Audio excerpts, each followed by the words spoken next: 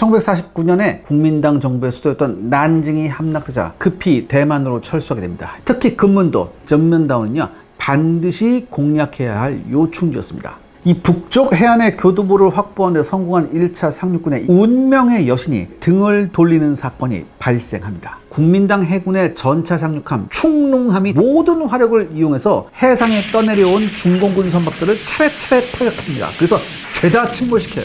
롱커우 해안에서 막대한 피해를 입고 간신히 해안을 점령하는 데 성공한 중공군 244연대도 국민당군 전차연대 소속 M5A1 스튜어트 전차들의 공격을 받게 됩니다. 구닝토 끝자락까지 밀란 1300여 명의 중공군이 항복해버립니다. 그냥 다 전부 다 항복해버립니다. 이로써 중공군의 진먼다오 상륙작전은 완전히 실패로 끝나게 됩니다.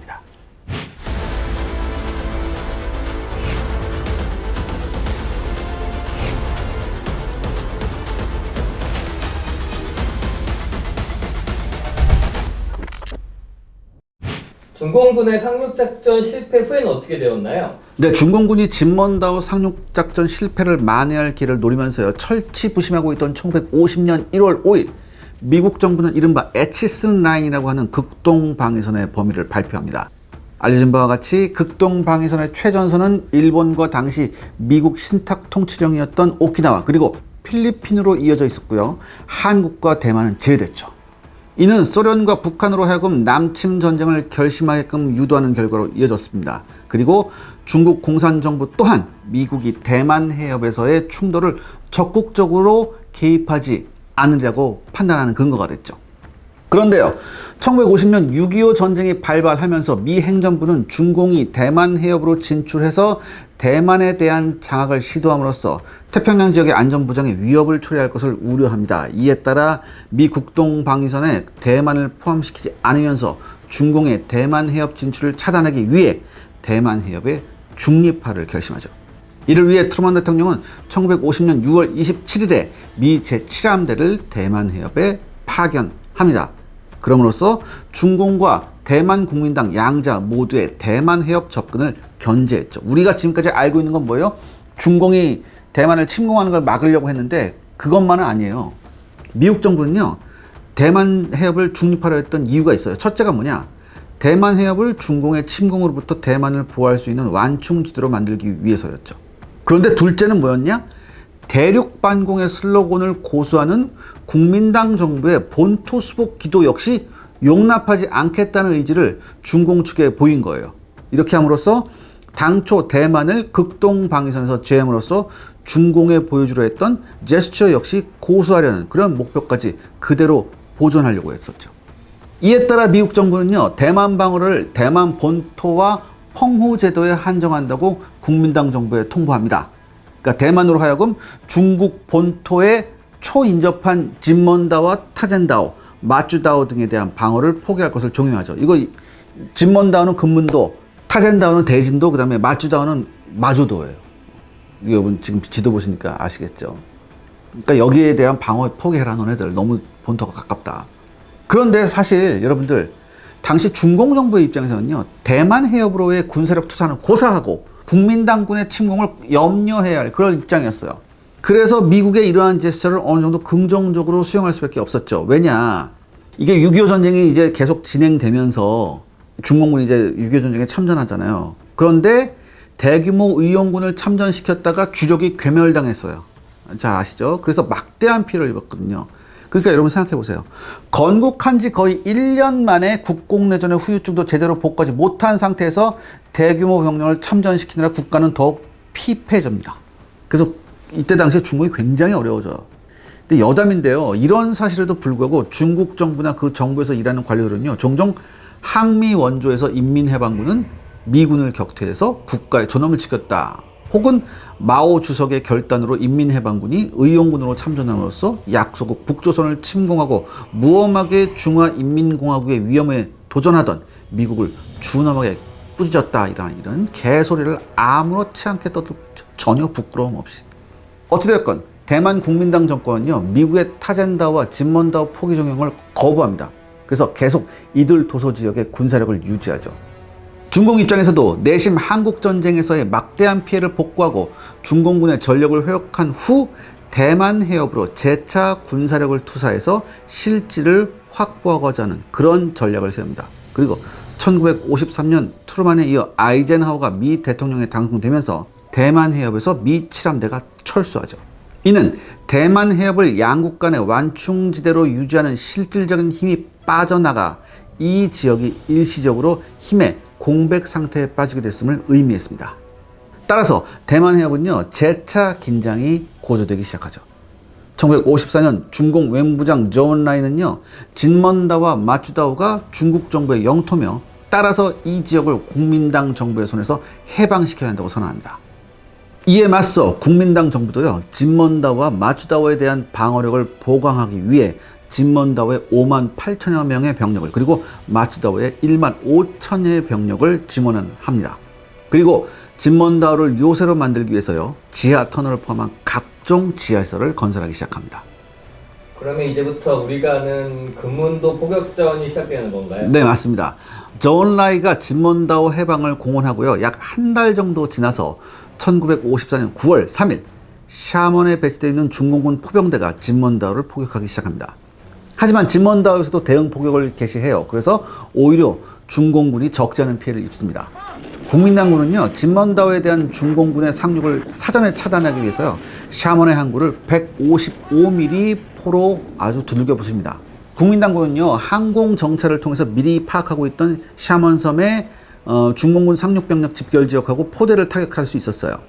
그러니까 이 샤먼의 중공군과 진먼다오의 국민당군 간의 포격은요, 여름 내내 이어지다가 이제 9월이 되면서 이제 중단이 됩니다. 그런데 9월 3일에 중공군이 다시 포격을 재개함에 따라 진먼다오와 샤먼 사이에 다시 포탄이 오가기 시작하죠. 하지만 섬 전체가 요새화되어 있었잖아요. 그래서 중공군의 능력으로 진먼다오의 방위력에 치명타를 입히는 것은 불가능했어요. 그리고 오히려 샤먼의 중공군이 타격을 입게 됨에 따라 진먼다오 성은 거의 불가능해집니다. 이에 중공 정부는요, 국민당군의 방위력이 진먼다오와 마추다오에 집중되어 있는 점을 이용해서 허를 찌르고 결심하죠. 그래서 해군함정 10여 척을 동원하고요, 해군 항공대 소속의 3개 전투 비행사단과 공군 3개 전투 비행사단, 여기에는 이제 미그 15부가 있었고요, 그 다음에 1개 폭격 비행사단, 투폴레프 2 폭격기가 있었습니다. 그리고 1개 공격기 비행사단, 여긴 일루신 10 공격기가 있었죠. 이거를 집결시켜서 총 200여 대의 항공기가 푸젠성의 5개 비행장에 배치됩니다. 그리고 1954년 11월 1일 중공 공군의 미그 15 전투기들의 호위하에 투폴레프 2 폭격기들이 진먼다오에서 북동쪽으로 약 180km 그리고 마추다오 남서쪽으로 약 70여 km 떨어져 있는 타젠다오를 폭격하죠. 이와 동시에 약 3만 발의 포탄을 이 섬에 발사합니다. 그래서 이날 하루 동안 타젠다오와 그 바로 타젠다오 옆에 이제 이장산다오라고 있거든요. 이게 한마디로 그러니까 타젠다오, 그러니까 이게 대진 열도예요. 이게 섬이 여러 가지 있는데 거기서 가장 중요한 게 타젠다오고 이장산다오였는데, 이 타젠다오와 이장산다오의 공식 작전에 미그 15 전투기가 168소티를 출격하고요, 투폴레프 2 폭격기는 72소티, 일루신 10 공격기는 48소티를 출격합니다. 이 투폴레프 2와 일루신 10은요, 이장산도에만 총 851발의 폭탄을 투하했고요, 3741발의 기총을 지상 표적을 향해서 발사합니다. 이렇게 되니까 타젠다오하고 이장산다오에 주둔한 국민당군 주둔 지역과 통신시설, 각종 보급시설이 파괴되죠. 이 중공군의 타젠다오에 대한 대규모 폭격과 공군까지 동원한 폭격에 놀란 국민당 정부는요, 긴급히 타젠다오를 방어하기 위해서요, 인근 해역에 해군 함정을 급파합니다. 하지만 무엇보다도 이장산다오와 타젠다오 두 섬을 보호하기 위해서 중공군의 폭격기들을 격퇴해야 했는데요, 당시 국민당 공군은 가용 공군을 총동원해서 대만 본토를 방어하기도 벅찬 상황이었어요. 그렇기 때문에 중공군에게 공격을 당하는 두 섬에 공군력을 투입하기가 어려웠습니다. 따라서 중공군의 항공 공격에 대항할 수 있는 유일한 수단은요, 이장산다오의 고사포 부대밖에 없었습니다. 하지만 이장산다오의 고사포는요, 당시 동원된 중공 공군의 투입 규모에 비해 크게 부족했어요. 무엇보다 요격기의 투입 없이 이런 국지적인 시설 방어를 위한 고사포만으로 중공 공군의 공습을 근본적으로 차단하는 것은 불가능했습니다. 따라서 고사포 부대가 총 19개의 중공군 폭격기들을 격추시켰지만 이장산다오의 방어에 필요한 통신시설과 포대 등이 파괴되죠. 그래서 중공군의 상륙에 대한 방어 능력이 사실상 붕괴가 됩니다. 이번에는 중공군의 공세가 만만치 않은 것 같은데요. 네, 이뿐만 아니었습니다. 11월 4일 새벽 타젠다오 인근 해역에서 조업 중이던 중공 어선들 속에서 어뢰정 두 척이 튀어나와서 대만 해군 전함의 어뢰 두 기를 발사합니다. 야간이었던 데다가 어뢰 공격의 은밀성을 이용해서 기습했거든요. 더군다나 뭐예요? 어뢰정을 어선 속에 은폐시켰잖아요. 그렇기 때문에 국민당 해군 전함은요, 조기에 어뢰 공격을 인지하지 못해서 기습을 허용하게 됩니다. 그런데요, 당시 발사된 어뢰가 구형 무유도 어뢰였어요. 거기에다가 이게 함대함 어뢰였기 때문에 이제 이거 여러분 잠수함에서 어뢰가 발사되면 배 밑에서 폭발해서 이제 버블제트로 이제 배를 두둥 내거든요. 근데 이게 함에서 발사한 어뢰였을 뿐만 아니라 이게 구형 어뢰였기 때문에 이런 건 불가능했어요. 그래서 이 발사한 어뢰가 국민당 해군 전투함에 직격해서 폭발했어요. 근데 여기서 이제 조타불능이 되거든요. 그래서 국민당군 해군 전투함이 완전히 침몰하기까지는 약 17시간 정도가 소요됐습니다. 그리고 그 다음날 또 다른 국민당 해군 전투함이 피격이 되죠. 14일에도 국민당 해군 전투함이 또 역시 피격돼서 이번엔 또 침몰합니다. 그리고 해가 바뀌어서요, 1955년 새해가 되자 중공군은 타젠다와 이장산다오에 대한 국민당군의 병력 증원과 보급을 차단하기 위해서 인근 해역에 대한 봉쇄를 시도합니다. 이를 위해서 일신 탄 공격기들이 타젠다오와 이장산다오로 향하는 국민당 해군 수송함들을 공격해요. 중공 해군은요, 1월 18일에 소련으로부터 도입한 그네브니급 구축함 2척을 포함해서요, 총 6척의 함정으로 구성된 함대를 동원해서요, 타젠다오와 이장산다오 인근 해역을 완전히 봉쇄합니다. 이미 1954년 말에 3척의 전투함이 피격된 데다가 어뢰정에 의한 은밀한 기습이 우려되는 상황이었기 때문에 이 해역에서 작전이 제한될 수밖에 없었던 국민당 해군은요, 중공군이 공군력과 해군력을 동원해서 본격적인 봉쇄를 시도하자 타젠다와 이장산다오에 대한 접근이 불가능하게 됩니다. 따라서 이제 뭐 병력 증원하고 보급이 불가능해졌죠. 이 타젠다오 이장산다오에. 게다가 설상가상으로 통신선도 다 파괴됐잖아요. 그러니까 본토하고 연락까지 두절된 거예요. 그리고 주요 부대 주둔지 역시 폭격으로 인해서 완전히 파괴돼가지고 인명피해가 상당히 많이 발생했습니다. 따라서 방어작전을 더 이상 수행하는 것이 불가능했죠. 이렇게 되니까 미국은요, 항공모함 USS 엑세스하고 USS 요크타운을 포함한 미 제7함대를 대만 해협에 다시 파견합니다. 그리고 12월에는 미 공군 제18 전투비행단, 이게 보통 F-86으로 이제 구성되었었는데 이걸 대만 본토로 이동 전개하죠. 또한 12월 4일에는요, 미국과 국민당 정부 간의 미중 상호 방위 조약이 체결됩니다. 여기서 중은 중공이 아니라 자유중국 대만이에요. 그러면 이제 국민당군에게 희망이 생긴 건가요? 네, 타젠다와 이장산다오 인근의 해상 봉쇄를 뚫고 이들 섬에 주둔 중인 국민당군에 대한 보급과 증원이 이루어지려면 미 제7함대의 협력이 절실했습니다. 하지만 미국은요, 이 상호 방위 조약에 의거해서 미 공군 제18비행단과 제7함대의 작전을 대만과 펑옹우 군도 방어에만 한정시켜버려요. 그러니까 진먼다와 이장산도와를 포함한 대륙에 근접해 있는 도서 지역에 대한 중공군의 군사력 투사에는 전혀 대응하지 않고 있었죠. 이에 따라 완전히 파괴된 이장산다오는 중공군의 해군 육전대에 저항할 수 없게 되고요, 1월 20일 중공군 1기여단이 이장산다오를 점령하게 됩니다.